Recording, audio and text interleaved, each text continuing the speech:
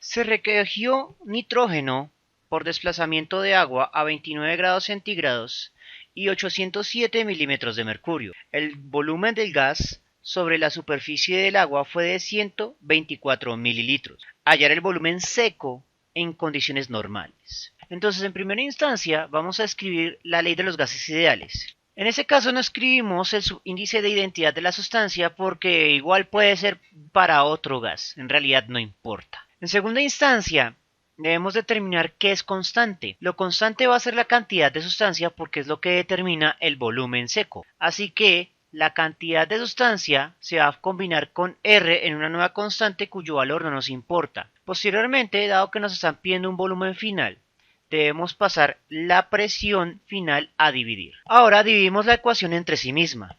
Volumen final dividido entre el volumen inicial. Constante entre sí misma se cancela. Temperatura final entre temperatura inicial. La presión final ya está dividiendo, por lo tanto la inicial la colocamos multiplicando.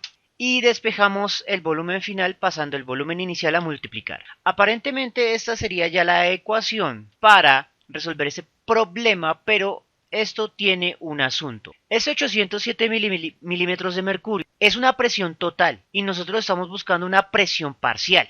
Entonces aquí sí es importante tener en cuenta la identidad de la sustancia. Entonces lo que nos está dando el enunciado es la presión total, que en este caso va a ser la suma de la presión de nitrógeno más la presión de agua.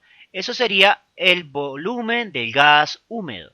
Y nos piden determinar el volumen del gas seco, porque en el cálculo yo lo que necesito colocar es la presión inicial, pero del dinitrógeno, para poder calcular el volumen final seco del dinitrógeno. Así pues, lo que necesito es despejar la presión inicial del dinitrógeno pasando la presión del agua a restar. Pero seguimos teniendo un problema, pero primero expresemos la ecuación de manera elegante. Y es que el enunciado me da la presión total o presión húmeda, pero no me está dando la presión parcial del agua.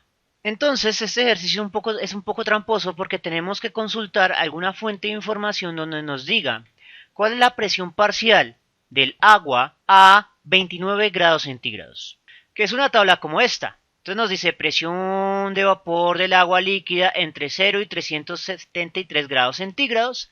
Vamos a buscar la que nos dice a 29 grados centígrados.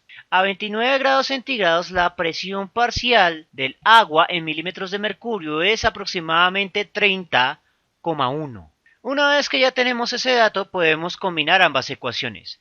La presión inicial del dinitrógeno va a ser igual a la presión total inicial menos la presión parcial del agua. Ahora sí podemos pasar a reemplazar. El volumen inicial 124 mililitros. La temperatura inicial 29 grados centígrados más 273 para que queden kelvins. La temperatura estándar o normal es 273 kelvins y los kelvins se cancelan. La presión total inicial es 807 menos la presión parcial del agua 30,1 dividido la presión final, que en condiciones normales es 760. Milímetro de mercurio que multiplica se cancela con milímetro de mercurio que divide. Y por lo tanto, lo único que resta es realizar la operación. Recuerde que la restica tiene que hacerse dentro de un paréntesis, o si no, no va a dar. Entonces, operamos valores. 124 por 273, abro 807 menos 30,1. Cierro. Divido, abro paréntesis y vuelvo a abrir paréntesis, 29 más 273 por 760. El resultado, aproximadamente 115. Unidad mililitro. Bien, eso es todo por el momento. Espero que les haya gustado y nos vemos en una próxima oportunidad.